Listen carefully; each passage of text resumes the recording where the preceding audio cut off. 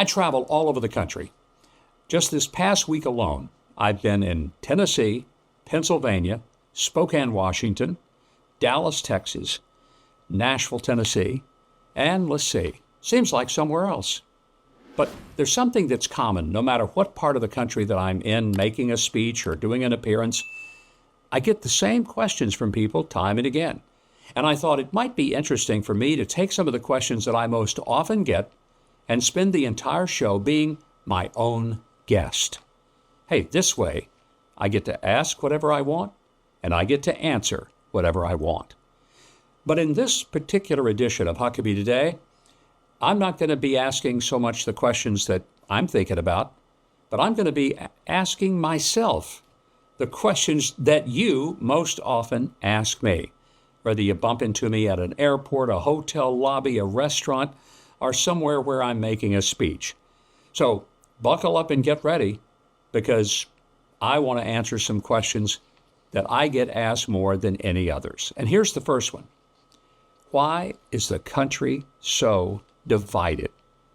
Well, it's a pretty honest question, and I think it's a fairly simple reason. The country is divided because we live in a different world than we've ever lived in. Let me describe. Historically, most of the divisions of the country, at least political divisions, were what I would call horizontal. In other words, they were the left versus the right.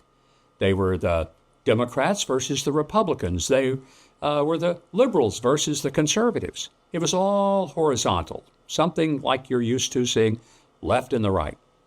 But today, the real battles are no longer horizontal. I would suggest to you that what we're really seeing is a different paradigm.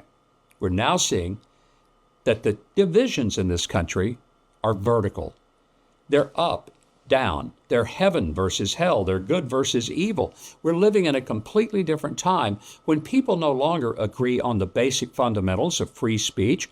Government is supposed to serve the people, that's supposed to be equal in its administration of justice, and that believes in things like freedom of religion, private property rights, and that believes that we are a nation founded on the Judeo-Christian values that essentially come from the Bible. That's who we have been as a country for a long, long time. Quite frankly, it's no longer the overwhelming belief of the great majority of Americans. There's almost half of this country who simply do not believe that we were founded on Judeo-Christian principles. They don't believe we're an inherently good nation. Just recently, on Columbus Day, that Kamala Harris refused to call Columbus Day because she called it Indigenous Peoples Day, she actually said in public that America was a country that was founded on violence, land theft, and basically evil intentions on the part of the people who first came here. And I scratched my head thinking, what kind of person wants to lead a country you think is horrible? I simply don't understand why a person would say, I'd like to be president of this country. Now, I don't think it's much of a country. I think it's horrible. Its origins are absolutely racist and all about stealing things and being violent toward others. She even threw in that we brought a lot of disease. I was just astonished.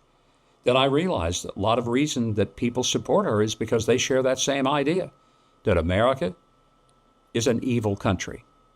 So that's not a horizontal issue. That's a vertical issue. You either believe we're good or we're evil. You believe that the Constitution is a wonderful document or it's a horrible document. You believe that those basic liberties that we're given are good, or you think they need to be changed. So when you ask me, why is the country so divided? I would say to you, because we no longer are seeing our differences from a horizontal point of view, but a vertical point of view. In fact, I would go further to say, it's not a political division, it's a spiritual division. And if you can't see it as a spiritual problem rather than a political one, you may not understand it at all. You know, the economy is uncertain. You never know whether your money's worth as much today as it was yesterday. It's one of the reasons I buy gold from American Hartford Gold. American Hartford Gold has earned a 5-star rating and an A+ from the Better Business Bureau. Be sure to tell them Mike Huckabee sent you. They'll give you up to $15,000 of free silver on your first qualifying order. Call 844-417-1010 or text Mike to 998899. You'll be glad you did business with American Hartford Gold. Okay, here's another question I get. Why should Christians vote if our focus ought to be on the kingdom of God? That's a very fair question. And especially for those of you who are Christian believers, and you may say, I just want to love God and wait till the real kingdom, the kingdom of heaven. I don't want to get involved in all this political stuff because it's pretty dirty. To that I would say, you better believe it's dirty. You know why it's so dirty? It's because people like you don't want to participate in the process.